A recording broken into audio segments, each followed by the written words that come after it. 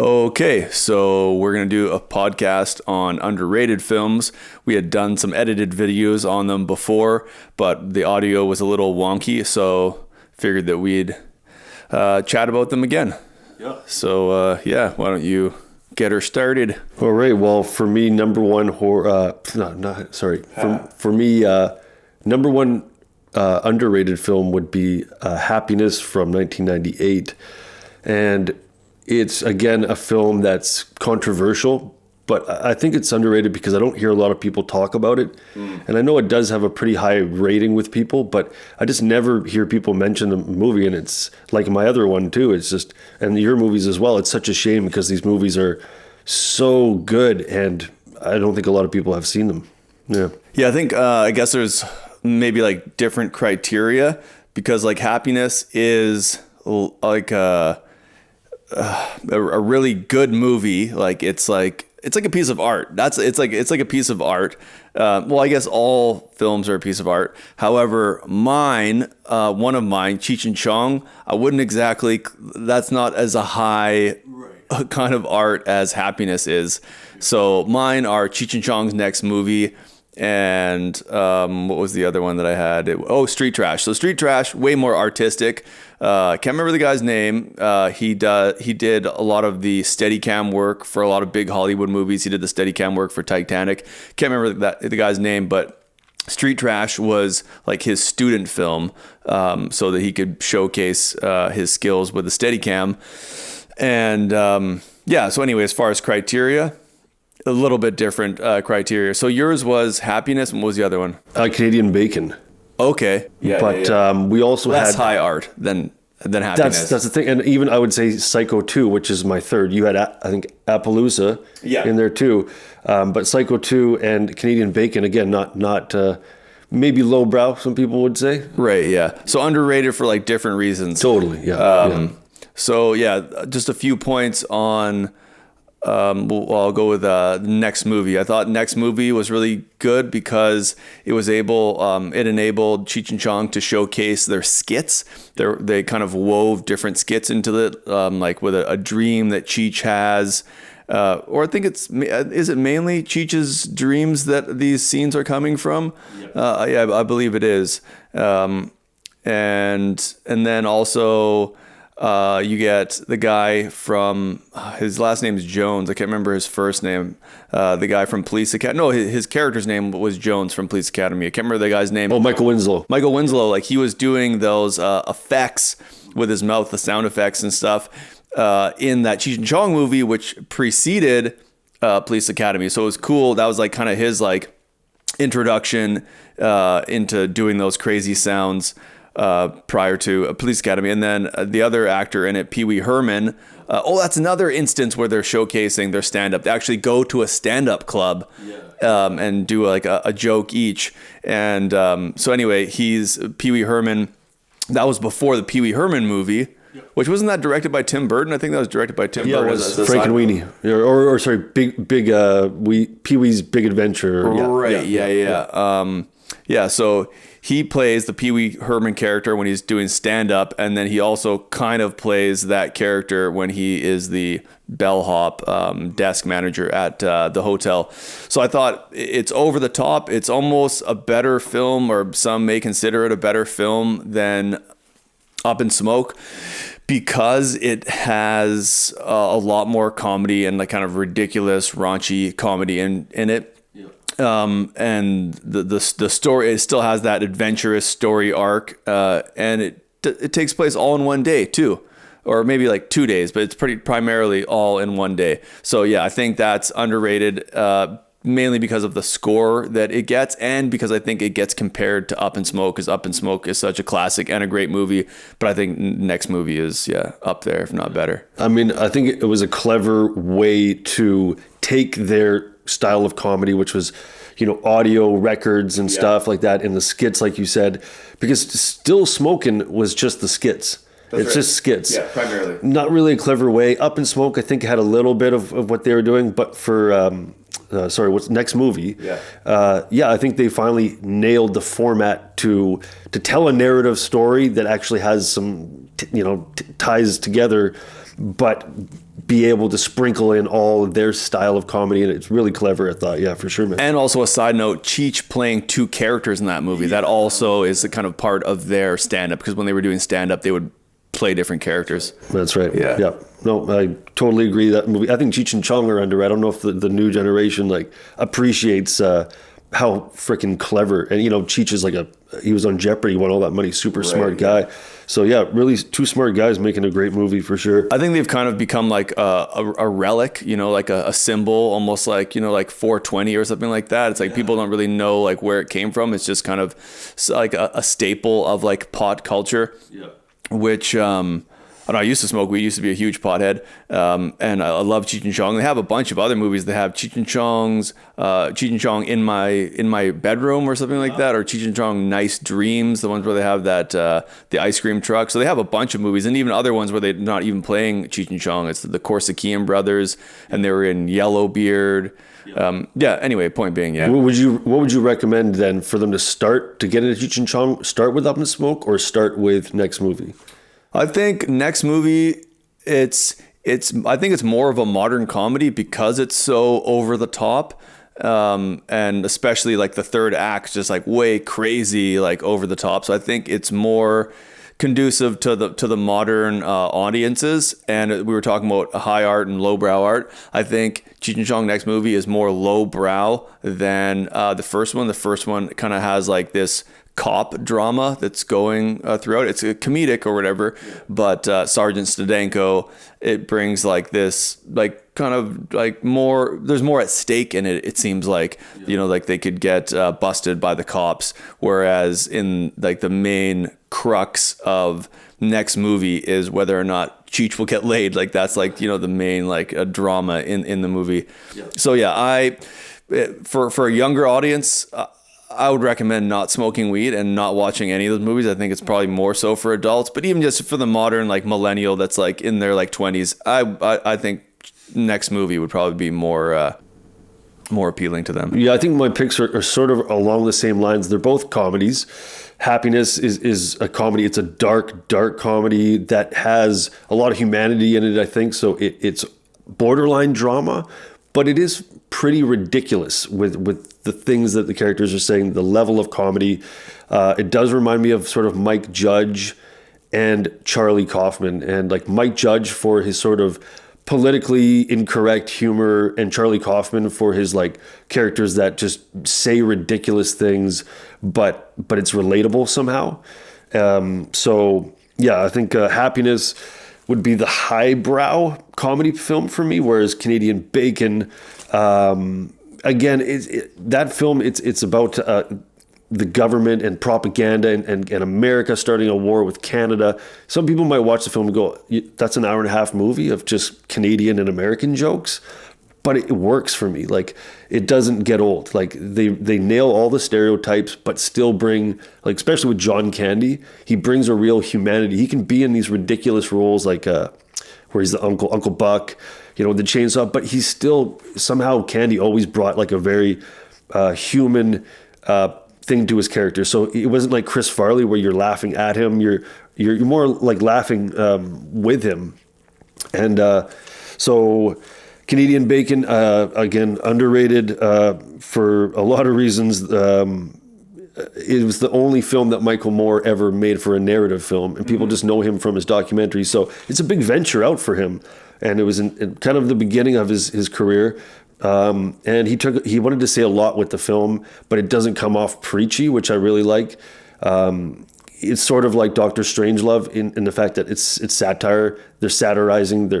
And Alan Alda as the president, he's a goof, but like he's still like believable, and it's not just ridiculous, the whole film. Like there's actual serious tension and conflicts in the films. And yeah, I don't know, maybe I'm rambling too much. I could say a lot more, but if you want to go on about... Well, I need to see a Canadian Bacon again, because I remember watching it a long time ago, and my taste has definitely changed. Like I said in the last podcast that we recorded, that I didn't like The Killing of a Chinese Bookie initially, and there was attributes I liked, but I thought I'd never watch it again, and now I've watched it several times. as well as There Will Be Blood. I didn't think I would watch it again. So with Canadian Bacon, I need to give it another try. Stephen Wright was on Joe Rogan podcast recently, and I was looking up his filmography on IMDb, and he plays a Mountie. He's so good, man. Yeah, so good. Yeah, it's super dry. I mean, it's a great cast. Like you said, Alan Alda, John Candy, Rita Perlman, Stephen Wright. Yeah. And I'm sure I'm missing others. It was like a great entourage cast. Great cameos in there too. You have Dan Aykroyd, Jim Belushi, and even Kevin J. O'Connor, super underrated. He was in There Will Be Blood. He's the brother. Oh, that shows up in guy. Yeah. And he was in The Mummy. Just a super. He got a weird look to his face, the teeth and everything. Yeah. But just the film is very clever. Without taking itself too seriously, and it's from '95. I don't think a lot of people remember the film, but it's again, I feel it's almost Shakespearean in the fact that it could be for any time. It's the same thing about government overreach and propaganda and media propaganda, but again, not doing it in a straight-on fashion, doing it sort of like that Dr. Strangelove in a satirical way. I think it's more effective. And yeah, I just think it's a super clever, hilarious film. Yeah. Yeah, I need to see it again. We didn't talk about your other film yet. Yeah. So Street Trash. I remember when I first watched it, I was watching free movies on YouTube at nighttime, and I created a playlist of a bunch of 80s horror movies and 70s horror movies because I found that there was a lot of those on YouTube. And immediately, the Steadicam work is what captivated me. And the opening shot, I was like, wow, it's a long duration shot, Steadicam. This looks really cool. So immediately just the camera work was captivating for me. And then the story immediately was captivating. The title, even like Street Trash, because Street Trash, it's a pejorative connotation for homeless people. So I was like, whoa, that's a pretty risque title. And then this homeless guy is stealing booze. And I was like, whoa, I mean, like they're portraying a homeless person in a negative light. And you look at Fisher King with Robin Williams and, is it called Another Day in Paradise? I can't remember that movie. It's about these street kids. And as well as, a lot of the times homeless people get portrayed as victims, and it's very taboo to portray them in a negative light. And this movie, it does both. It portrays some people as good, such as Freddy's brother. Like there's nothing bad that he does, immoral that he does in the movie. So anyway, immediately I was captivated by the Steadicam work, the title, and that they're portraying homeless people in a negative light. And it's a fast-paced movie, lots of Steadicam work. And it's raunchy, over the top. There was a lot of censorship. Like it wasn't able to get into a lot of theaters. And I like the it's not really gore, but when people do get killed, they melt, and each person melts in a different color. So it's really over the top and unrealistic ways of dying. So it's not gross or scary. It's not a horror movie where it's scary. It's really like a comedy with these horror movie characteristics, like a poison liquor that's killing people. And there is again, I was talking about how Michael Winslow and Pee Wee Herman were in Next Movie. The guy that plays the bar owner in Goodfellas, he's in Street Trash, and I believe that was his first film, and it's the movie that he did right before Goodfellas, and he plays a bar owner, mafiosa kind of guy in Street Trash. He does really well, and there's another character who's like the doorman who like they riff back and forth in some scenes, so there's all this improvised dialogue, witty dialogue that's really fun, and lots of scenes where just I don't want to give anything away. I just want people. I'm trying to not name specifics like I did in the original video that we shot for this. But I just thought that there was lots of over the top, raunchy, risque, comedic scenes. Some I didn't like. They were too risque and raunchy for me. It has a very trauma feel to it, and there's an actor in it who was like the mayor in one of the Trauma movies. He was a recurring character in some of the Trauma movies. So it does have that B-movie, Trauma film-esque kind of content to it. But at the same time, it's shot beautifully in the steady camming, and it's paced really well. And there's so many popular 80s horror movies that I think this one is overlooked for that reason. I think that's why it's underrated, because there are so many popular slasher flicks in the 80s, whereas this one is not really a slasher flick. It's a corny, intentionally corny comedy horror, I should say. Yeah. I saw it only because you recommended it to me, and like you said, there's a huge ocean of 80s horror movies that you'd overlook this movie. You could spend 10 years going through them. You might not ever find this movie. Great cover though, like the art on the cover, and a lot of originality, and with the coloring and the deaths, like we said, without spoiling anything, but also like the whole Vietnam thing, you mentioned that before as well, is that, you know, that could have gone, they could have expanded on that, but they chose to just sprinkle it. Yeah. Right? Yeah, they did originally. They did have a more, even though there is a few scenes that are like, you know, like Vietnam flashbacks for like this evil homeless guy. He's like the antagonist in the movie. But if they did focus on that too much, and if they didn't add the extra scene at the end of the movie, then it would have this sappy kind of drama feel to it. And I think that a lot of horrors do that, especially in the 80s. They're trying to weave in this humanitarian, romantic like aspect to it. So I think they did a really good job of minimizing that stuff. And another side note, while you were talking about the deaths in it being very colorful, not only are they colorful, they're very creative. Like people are dying, for the most part, people are dying in like even though they're all dying from the same thing, drinking the poison liquor. I'm not really giving anything away because that happens really early in it, but people are dying in slightly different fashions when they do melt. So it's very, I can't say it's non-linear. It's definitely a linear movie, but it's dynamic. It keeps your attention throughout. It just came off like they really knew what they were going for, like as far as like the setting and the dingy feel of the movie. And then it's just almost like they were like, well, let's go all the way with that. Then let's do let's push it all the way. And I'm not going to mention the scenes, but they go as far. I mean, no wonder it didn't get into theaters. The ratings board must have fell over in their chair, but I really appreciate that because it kept it interesting. And even though it was primarily one setting, it's also paced and edited really well. Like let's not, we mentioned the photography, but the editing and pacing, it really moves, you know, great editing, whoever did the editing on that film too. And I think his name was Roy Frumkes. He was like the director. And then the cinematographer was, I can't remember, I want to say Lackey, but I know that's the last name of the main character. But, like the set design, it's either, I think it was the Steadicam operator guy, the cinematographer. His dad owned a junkyard, so mostly it's shot at a junkyard. And there's so many like different things to look at. You know, it's all shot in New York as well. And it's just like this collage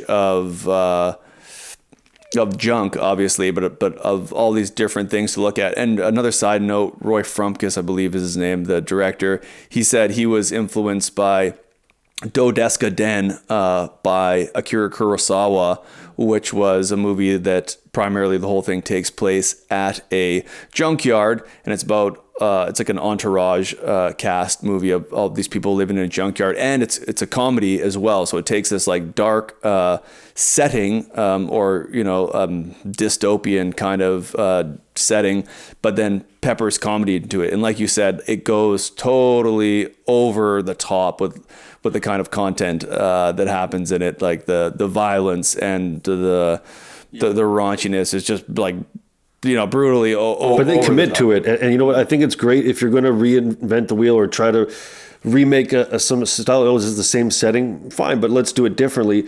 Sometimes it'll work, sometimes it won't. We've seen this with remakes and stuff. These guys, they committed to their thing. They went all the way with it, and it came out. Like I haven't seen the Kurosawa one or Do Deska Den, yeah. But yeah, I'm interested for it for sure. Yeah, it's like a drama with comedy peppered throughout it, whereas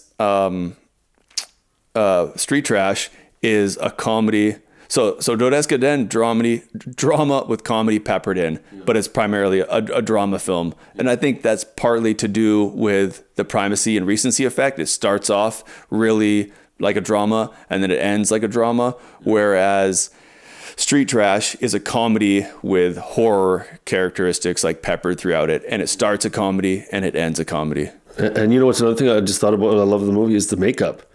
Like the characters look so dirty. You almost feel dirty watching the film. It's in this dirty lot with tires. Like it just has such a feel to the film for sure. Yeah. I might want to just mention a couple more things about Happiness. I didn't really go heavy into that. I mean, I don't ask you what you think of the movie, but I like the movie because, again, like it's got high ratings, but it's not talked about a lot. I hear in the movie circles. But it's really about like behind closed doors and like private moments with characters. And there's so many themes that can spring off of that. And there's desperation. There's, and family's another huge like theme with it. There's the sisters in the film, their relationship. There's Ben Gazzara and his wife that are getting divorced. So it's about marriage, divorce, sibling rivalry, and then it's also about father and son relationships, wife and husband. So it's just so many themes in the film. And right off the bat, we're talking about films that start off with like a lit wick. Like the first scene is just this 6-minute scene with John Lovitz getting broken up by this girl, but it's fantastic. There's not a dull moment in the scene, and it's just two characters with I think 3 camera angles. So that pulled me in. And then the second scene's Philip Seymour Hoffman, who is just bearing his heart out and saying all this crazy shit. So I just like how it commits to its style all the way throughout the film. And so I'm not sure what you think of the film. Oh, I love it. No, I love it. Like so many like good performances. There's not a moment in the movie where you're not believing the character. Every single moment of every single performer in that movie is believable. And 2 words that come to mind with that movie and what carries the movie, despite being like a slow movie: awkward tension. Awkward tension. Okay. You know, like when Philip Seymour Hoffman's thinking about talking to his neighbor who he's attracted to, right? Or you know, when the janitor woman is talking to him, and John Lovitz like going through the breakup. There's so many moments of like this awkwardness that's like creating tension. Or when Ben Gazzara, you know, and his wife, it's like you're just like cringing. You're like, oh, is he really gonna say it? Or like, and you know, those awkward silences. Like they give a lot of breath in the middle there, a lot of room for the characters to. They're not rushing the scenes. It's reality. It's like you don't know what to say sometimes. You know, What else do I like about the film? It's a very dark comedy, but like. I think some of these people need to be shown on film and stuff, like the Dylan Baker character and the Philip Seymour Hoffman character, and even the sister. That these people like Foley are real characters that are out there, but they hide themselves a lot from society and stuff. So it's just nice to see a film that kind of snuck into the back room with the character. I like that voyeuristic stuff. One thing additionally that I want to say about Happiness is that a lot of the characters, you feel sorry for them, but you really dislike them as well. You know, they're doing things like not just like which is kind of like the main character. I guess it really isn't Entourage, so it's hard to say anyone is the main character. But the dad, obviously, but the dad, like Philip Seymour Hoffman, a couple of the sisters, you dislike them. They say nasty things. Ben Gazzara, you know, but then there's moments where you feel sorry for them. You know, they're missing something in their life, or they have some sort of mental problem. So I think I really like how it balanced that. Like, I think that's tough. I think I'll probably keep going to American Psycho a lot when we talk about films, because I love the movie so much.